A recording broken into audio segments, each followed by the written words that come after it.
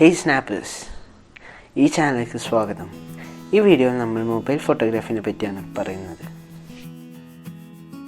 നമ്മൾ ഈ വീഡിയോയിൽ യൂസ് ചെയ്യുന്നത് റെഡ്മിയുടെ K20 ആണ്. റെഡ്മിയുടെ K20 ഇറങ്ങിയിരിക്കുന്നത് 3 ഇൻബിൽറ്റ് ലെൻസസ് ആയിട്ടാണ്. ഒരു ടെലിഫോട്ടോ, ഒരു വൈഡ് ആംഗിൾ, ഒരു അൾട്രാ വൈഡ് ആംഗിൾ.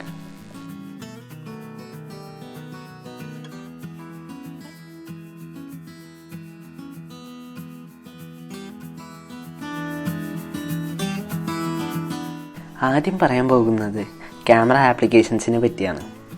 ഇപ്പോൾ ഇറങ്ങുന്ന മൊബൈൽസിലെല്ലാം നല്ല ഹാർഡ്വെയർസ് ആയിട്ടാണ് അവർ ഇറക്കുന്നത്. പക്ഷേ ചില ഫോണിൽ മാത്രമേ സോഫ്റ്റ്വെയർസ് നല്ലതുണ്ടാവാറുള്ളൂ.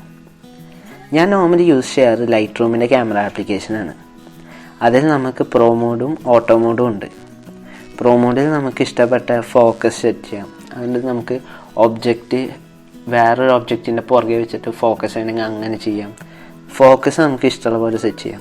അതുപോലെ വൈറ്റ് ബാലൻസ് മാറ്റാം. ഒരു വാം അല്ലെങ്കിൽ ഒരു കൂൾ എഫക്റ്റ് നമുക്ക് കൊണ്ടുവരാം.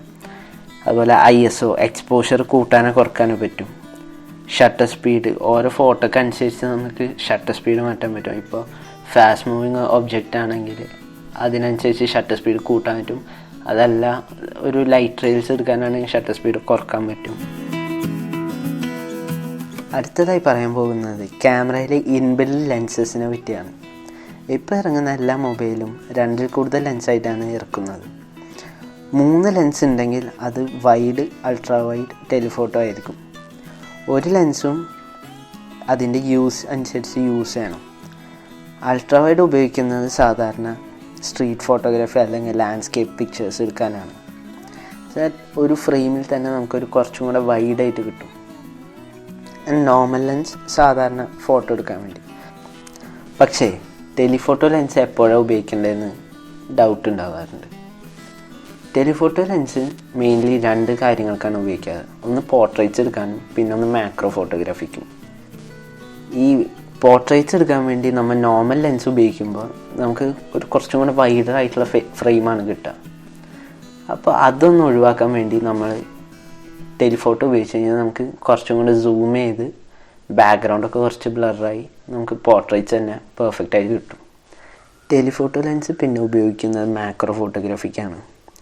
ഒബ്ജക്റ്റ് നോർമൽ ലെൻസിൽ ഫോക്കസ് ആവണില്ലെങ്കിൽ കുറച്ച് പുറകോട്ട് മാറിയിട്ട് ടെലിഫോട്ടോ ലെൻസ് ഉപയോഗിക്കുക. അപ്പോൾ ഒബ്ജക്റ്റ് നിങ്ങൾക്ക് ഫോക്കസായി കിട്ടുന്നത് കാണും. അടുത്തത് പറയാൻ പോകുന്നത് ഗ്രിഡ് ലൈൻസിനെ പറ്റിയാണ്. ഞാൻ നോർമലി യൂസ് ചെയ്യാറ് റൂൾ ഓഫ് തേർഡ്സ് ആണ്. ഒരു 2 ലൈൻ ഹൊറിസോണ്ടലും 2 ലൈൻ വെർട്ടിക്കലും വരും. അപ്പോൾ നമുക്ക് 9 സ്ക്വയേഴ്സ് കിട്ടും. നമ്മൾ നോർമലി നമ്മുടെ ഒബ്ജക്റ്റ് പ്ലേസ് ചെയ്യാറ് എപ്പോഴും നടുക്കായിരിക്കും. അപ്പോൾ സെൻറ്ററിൽ പ്ലേസ് ചെയ്യുമ്പോൾ എപ്പോഴും എല്ലാവരും ഫോക്കസ് ചെയ്യുക ആ ഒരു ഒബ്ജക്റ്റിലാണ്. പക്ഷെ ആ ഒബ്ജക്റ്റ് നമ്മളൊന്ന് സെൻറ്ററിൽ നിന്ന് മാറ്റി വേറെ എവിടെയും പ്ലേസ് ചെയ്യുമ്പോൾ എല്ലാവരും ഒബ്ജക്റ്റിൽ നിന്ന് കുറച്ചും കൂടെ കണ്ണെടുത്ത് ബാക്ക്ഗ്രൗണ്ടും കൂടെ നോക്കാൻ തുടങ്ങും. അപ്പോൾ ഇവിടെ ഞാൻ യൂസ് ചെയ്യാറ് ഓരോ ഇൻ്റർസെക്ഷൻ എന്ന് വെച്ചാൽ 3 ലൈൻ്റെ ഇൻ്റർസെക്ഷൻ വരുന്നിടത്ത് ഒബ്ജക്റ്റ് വെക്കും. അതായത് നമുക്ക് ഇതിലുള്ളത് 4 ഇൻ്റർസെക്ഷൻസ് ആണ്. ഈ 4 ഇൻ്റർസെക്ഷനിൽ എവിടെയെങ്കിലും വെച്ചിട്ടാണ് ഞാൻ നോർമലി ഫോട്ടോസ് എടുക്കാറ്.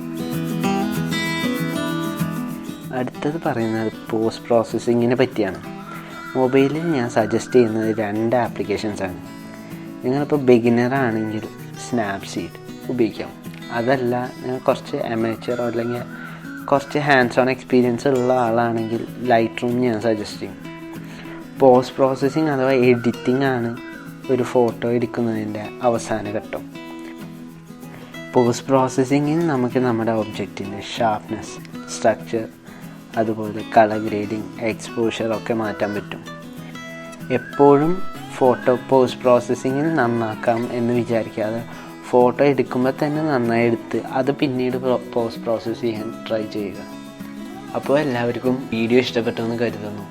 നിങ്ങളുടെ ചോദ്യങ്ങളും അഭിപ്രായങ്ങളും കമൻറ്റ് സെക്ഷനിൽ പറയുക. ഇനി കൂടുതൽ വീഡിയോസിനായി ചാനൽ സബ്സ്ക്രൈബ് ചെയ്യുക. അപ്പോൾ ഇനി അടുത്ത വീഡിയോ വരെ. അസ്സലാമു.